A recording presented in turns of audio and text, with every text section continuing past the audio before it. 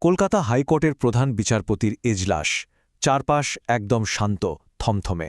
ঠিক তখনই সেখানে এমন একটা ঘটনা ঘটল যা কেউ কল্পনাও করেনি।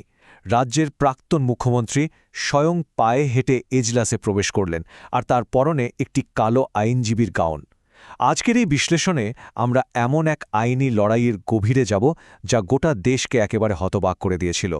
প্রশ্ন হল, কেন একজন প্রাক্তন মুখ্যমন্ত্রীকে তার রাজনৈতিক পরিচয় সরিয়ে রেখে একেবারে নিজেই নিজের মামলা সলভ করতে হল?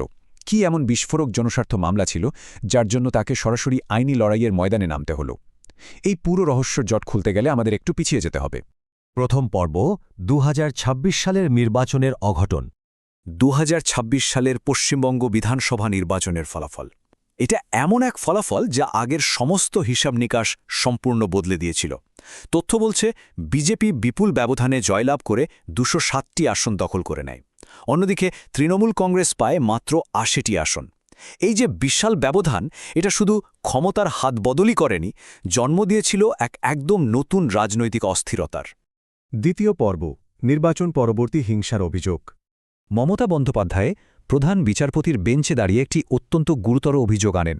তার স্পষ্ট দাবি ছিল, নির্বাচনের এই ফলাফলের পরপরই ১০ জন তৃণমূল কর্মী নিহত হয়েছেন। বিষয়টা তখন আর শুধু একটা রাজনীতিক পরাজয়ের মধ্যে আটকে ছিল না, পরিস্থিতি রূপ নিয়েছিল এক গভীর এবং রক্তক্ষয়ী সংকটে। তৃতীয় পর্ব, আদালতের গুরুত্বপূর্ণ নির্দেশ। এই পরিস্থিতিতে কলকাতা হাইকোর্ট অত্যন্ত কড়া অবস্থান গ্রহণ করে। আদালত পশ্চিমবঙ্গ পুলিশকে সরাসরি অন্তর্বর্তীকালীন নির্দেশ দেয় যে নির্বাচন পরবর্তী এই হিংসার কারণে যে সমস্ত মানুষ নিজেদের ঘরবাড়ি, দোকান এবং সম্পত্তি ছেড়ে পালিয়ে যেতে বাধ্য হয়েছেন, তাদের নিরাপদ প্রত্যাবর্তন অবিলম্বে নিশ্চিত করতে হবে। পুলিশকে কড়া হাতে পরিস্থিতি নিয়ন্ত্রণ করার স্পষ্ট নির্দেশ দেয়া হয়। তবে আদালতের নির্দেশের সবচেয়ে তাৎপর্যপূর্ণ অংশটি লুকিয়েছিল একটিমাত্র বাক্যাংশে, আর তা হল রাজনৈতিক পরিচয় নির্বিশেষে।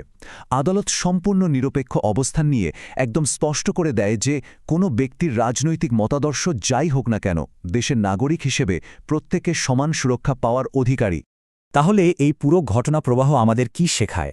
বিচার ব্যবস্থার এই নজিরবিহীন হস্তক্ষেপ সেই মানুষগুলোর জন্য ঠিক কতটা অর্থবহ, যারা এই রাজনৈতিক অস্থিরতায় নিজেদের সবকিছু হারিয়েছিলেন? ক্ষমতার রদবদর আর আইনি লড়াইয়ের মাঝে সাধারণ মানুষের এই বেঁচে থাকার লড়াই সত্যি এক গভীর ভাবনার বিষয়। এই প্রশ্নটাই আজ চিন্তার খোরাক হিসাবে রেখে গেলাম।